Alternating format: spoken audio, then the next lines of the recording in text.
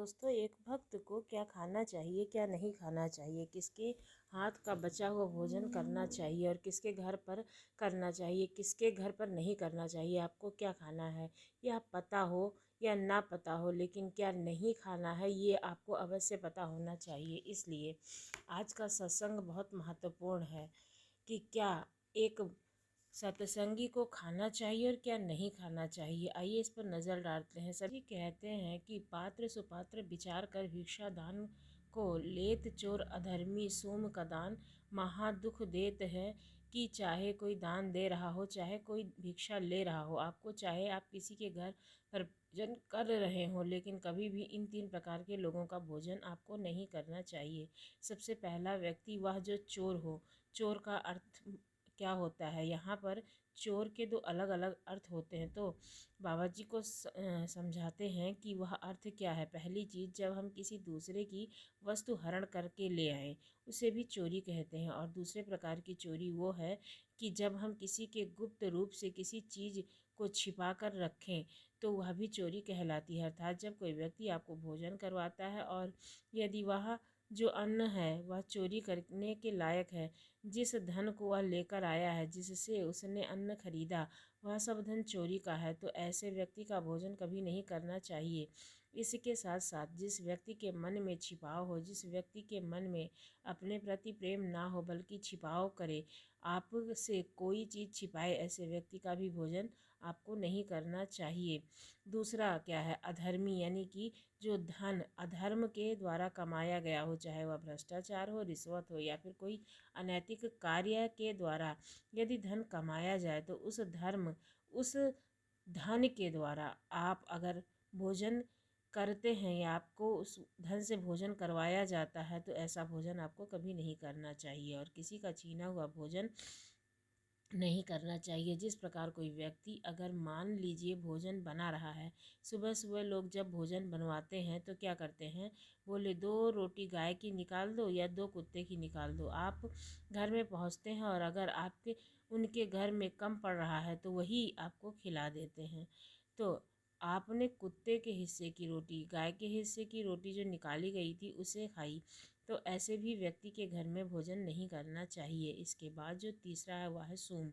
जो व्यक्ति सूम होता है, यानी कि सूम कौन होता है, जो कंजूस होता है, दरिद्र होता है, ऐसे व्यक्ति के घर का दान लेना महापाप माना जाता है। ना ही उनके घर कभी भोजन करना चाहिए, उससे कभी भी कोई भिक्षा भी नहीं लेनी चाहिए।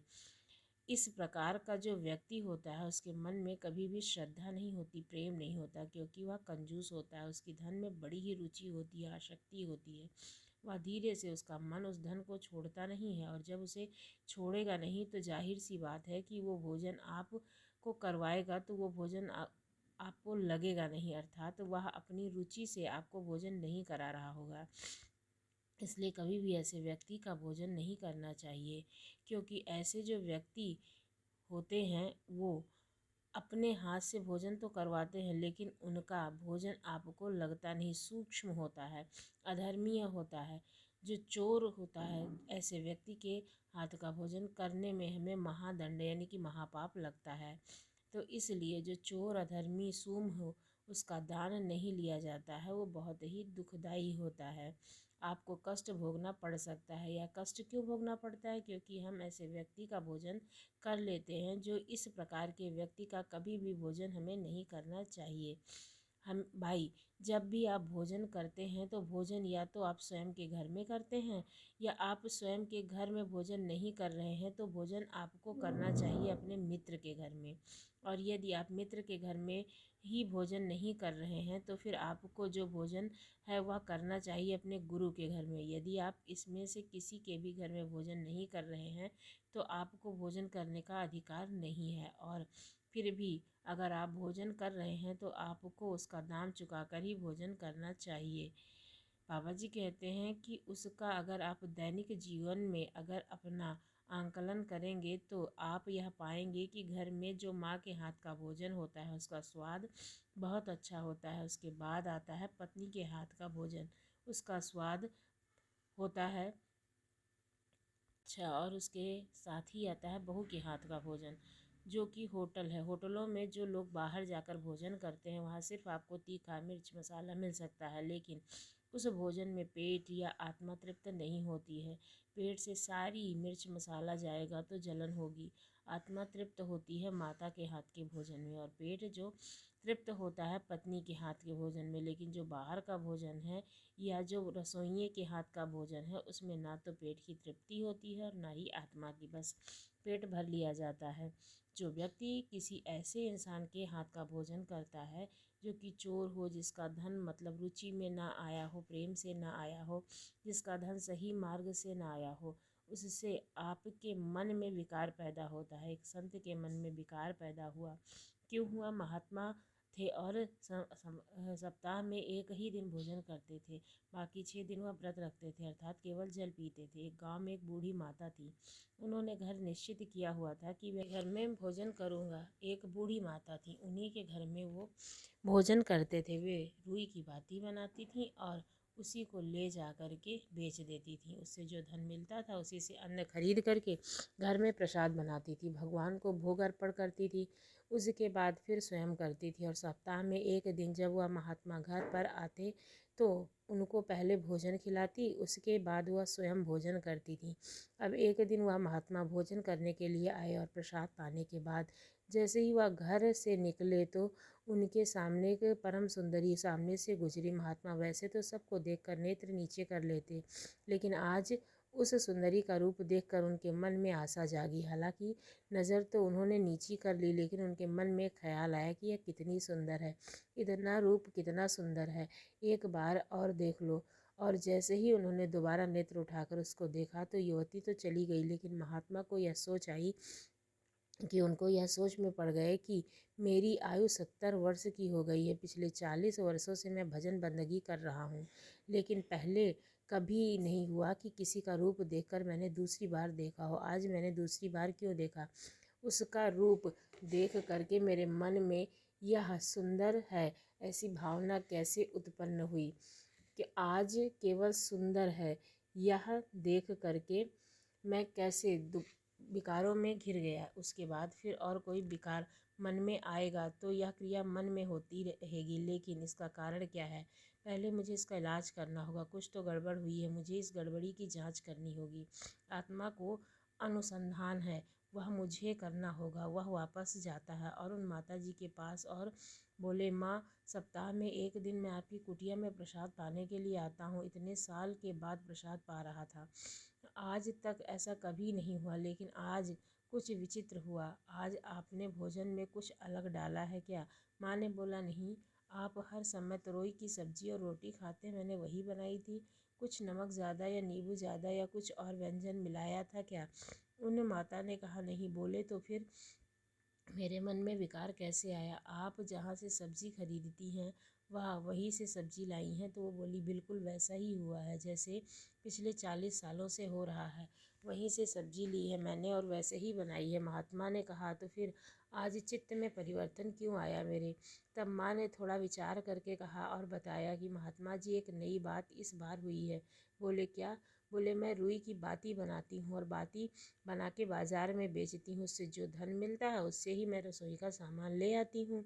लेकिन इस बार जब बाती बना रही थी तो जिस प्रकाश में, दिए के प्रकाश में बैठ करके मैं बाती बना रही थी, वह दिया बुझ गया था, उसका तेल ख़त्म हो गया था। थोड़ी सी रुई बची थी, तो थोड़ी सी रुई बचने के लिए मैंने सोचा कि रात्रि हो गई, अब मैं और तेल डालकर क्या दिया जलाऊं। आंगन में पड़ोसी की खिड़की पर दिया जल रहा था, उसका प्रकाश आ रहा था। थोड़ी देर मैंने सोचा कि इसी में बैठकर बना लेती हूँ। पड़ोसी के आंगन में आने वाले प्रकाश में बैठकर मैंने वह बाती बनाई। तो महात्मा बोले कि पड़ोसी कौन है?